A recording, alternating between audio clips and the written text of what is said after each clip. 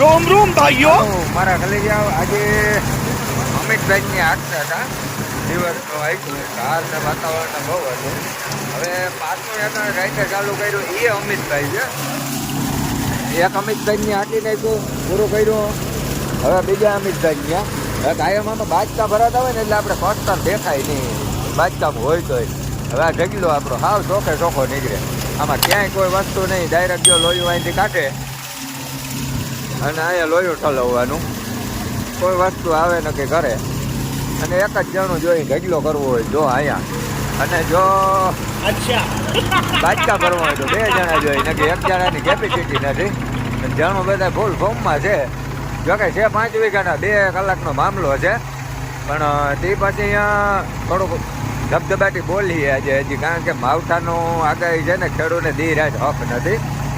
અને જેને નીકળી ગયું એને જલસા હે એવું હે. પણ અત્યારે વરસાદ થાય એટલે નુકસાની ને નુકસાની.